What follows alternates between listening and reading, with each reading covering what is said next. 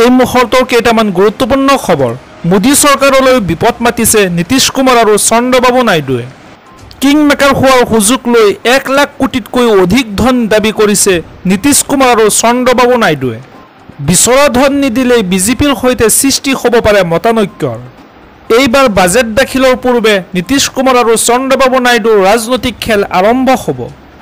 কেৱল চন্দ্ৰবাবু নাইডুৱে মোদী চৰকাৰৰ পৰা বিচাৰিছে 1 লাখ কোটিতকৈও অধিক ধন। আনহাতে বিহাৰৰ বাবে নতুনকৈ 9টা বিমানবন্দৰৰ দাবী কৰিছে নীতিশ কুমাৰে। অন্ধ্ৰপ্ৰদেশ আৰু বিহাৰৰ উন্নয়নৰ বাবে বিত্তীয় সাহায্য বিচাৰিছে নীতিশ কুমাৰ আৰু চন্দ্ৰবাবু নাইডুৱে। নীতিশ কুমাৰ আৰু চন্দ্ৰবাবু নাইডুৰ দাবী নামানিলেই ভংগ হৈ যাব পাৰে NDA চৰকাৰ। এইবাৰ লোকসভা নিৰ্বাচনত সংখ্যাগৰিষ্ঠতা আসন লাভ নকৰাত বিজেপি চৰকাৰ গঠনত সহায় কৰিছিল TDP আৰু JDU নেতাই।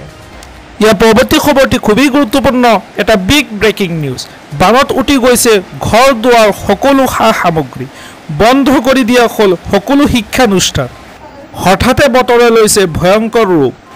চকুৰ পলকতে বানত উটি গৈছে বিলাসী বাহন। দেশৰ কেইবাখনো ৰাজ্যত বানৰ ভয়ংকৰ প্ৰকোপ। মুম্বাইত বানৰ বাবে মুম্বাইৰ সকলো শিক্ষানুষ্ঠান বন্ধ ঘোষণা। বৰষুণৰ বাবে ব্যাহত হৈছে মুম্বাইৰ ৰেল সেৱা, মেট্ৰ' ৰেল, বিমান সেৱা। বৰষুণৰ পানীৰে উপচি পৰিছে ৰেলপথসমূহ। ইফালে আকৌ হিমাচল প্ৰদেশ, উত্তৰাখণ্ডতো বানৰ সংহাৰী ৰূপ। বিগত 4 দিন ধৰি উত্তৰাখণ্ডত হৈ আছে ধাৰাসাৰ বৰষুণ। প্ৰবল বৃষ্টিপাতৰ ফলত ঠায়ে ঠায়ে ভূমিস্খলনৰ ঘটনা দেখা পোৱা গৈ আছে। দেশৰ 16খন ৰাজ্যত সতৰ্কতা জাৰি কৰিছে IMDয়ে। আৰু লগতে অনাগত 5 দিনলৈ ৰাজ্যকেইখনত বৰষুণ হোৱাৰ সম্ভাৱনা প্ৰকাশ কৰিছে বতৰ বিজ্ঞান কেন্দ্ৰই। ইয়াৰ লগতে উত্তৰাখণ্ড, হিমাচল, হাৰিয়ানা, চণ্ডীগড়, দিল্লী, ৰাজস্থানত হ'ব ধাৰাসাৰ বৰষুণ। ইয়াৰ পৰৱৰ্তী খবৰটি খুবেই গুৰুত্বপূৰ্ণ, এটা বিগ ব্ৰেকিং নিউজ। আধাৰ কাৰ্ড থাকিলেই পাব 50,000 টকা পৰ্যন্ত ঋণ। কেনেকৈ কৰিব লাগিব আবেদন?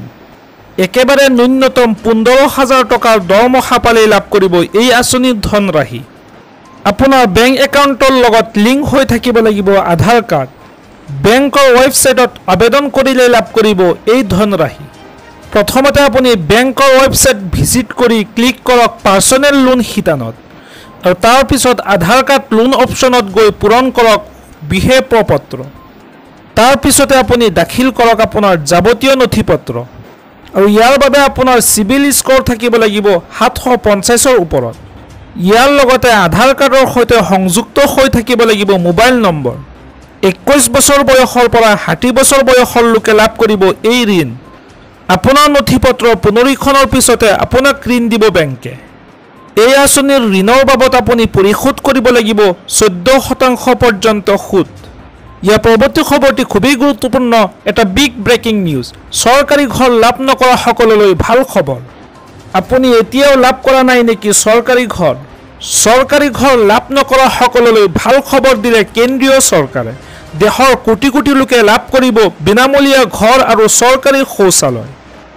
দেশত নতুনকৈ নিৰ্মাণ কৰা হ'ব 3 কোটি প্ৰধানমন্ত্ৰী আৱাস যোজনাৰ ঘৰ।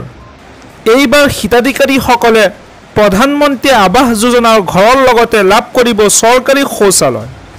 ইতিমধ্যে কেন্দ্ৰীয় চৰকাৰে দেশত সম্পূৰ্ণ কৰিছে 4 কোটি 21 লাখ প্ৰধানমন্ত্ৰী আৱাস যোজনাৰ গৃহ।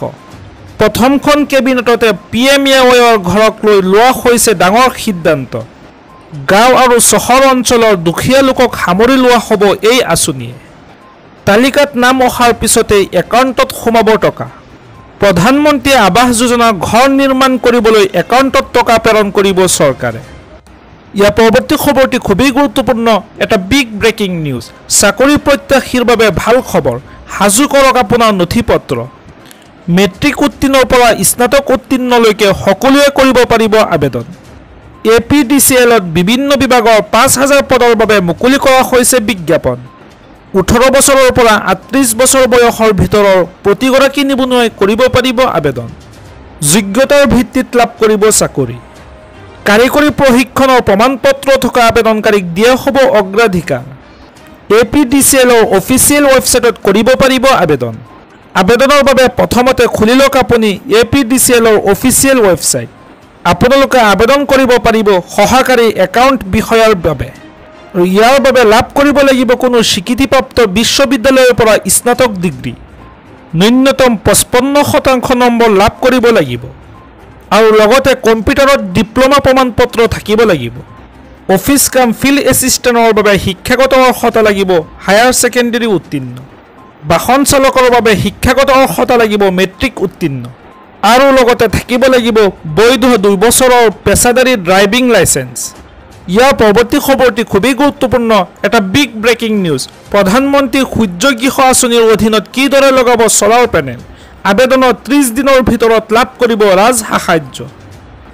দেশৰ লাখ লাখ জনতাৰ বাবে ডাঙৰ খবৰ, এইবাৰ কেন্দ্ৰীয় চৰকাৰে মুকলি কৰিছে প্ৰধানমন্ত্ৰী সূৰ্য গৃহ আঁচনি। চলাৰ পেনেল লাভৰ বাবে প্ৰথমতে আপুনি কৰিব লাগিব পঞ্জীয়ন। pmsuryaghar.gov.in পৰ্টেলত কৰক প্ৰথমতে পঞ্জীয়ন আৰু ৰফটপ চলাৰৰ বাবে কৰক আবেদন। পঞ্জীয়ন কৰাৰ লগে লগে একাউণ্টত লগ ইন কৰক আৰু ইয়াৰ লগে লগে ক্লিক কৰক ছাবমিট এপ্লিকেশ্যনত। প্ৰয়োজনীয় সকলো তথ্য জমা দিয়ক। আবেদনকাৰীৰ তথ্য শুদ্ধ হ'লেহে অনুমোদন কৰা হ'ব আবেদন, অন্যথা নাকচ কৰা হ'ব আবেদন। অৱশ্য সংশোধনৰো থাকিব সুযোগ। পঞ্জীয়নভুক্ত ভেণ্ডৰ বাছনি হ'লে চুক্তিবদ্ধ হৈ সংস্থাপন কৰা হ'ব প্ৰকল্প। সংস্থাপনৰ পিছত তথ্য জমা কৰক পৰ্টেলত আৰু ইয়াৰ লগতে প্ৰকল্পৰ সৈতে আবেদনকাৰীৰ ফটো আপলোড কৰক। APDCLৰ বিষয়ে পৰিদৰ্শন কৰাৰ পিছত সংস্থাপন কৰিব স্মাৰ্ট মিটাৰ আৰু ইয়াৰ পিছতে কমিশ্যনিং প্ৰমাণপত্ৰ উপলব্ধ হ'ব আবেদনকাৰীৰ একাউণ্টত। ইয়াৰ পিছতে আবেদনকাৰীয়ে বেংক একাউণ্টৰ বিৱৰণৰ সৈতে কেঞ্চেল চেকৰ কপি জমা দিব পাৰিব আৰু কেঞ্চেল চেকৰ জৰিয়তে আবেদন কৰিব পাৰিব ৰাজসাহায্য। আপোনাৰ সকলো তথ্য শুদ্ধ হ'লে আবেদনৰ 30 দিনৰ ভিতৰত ৰাজসাহায্য সোমাব হিতাধিকাৰীৰ একাউণ্টত।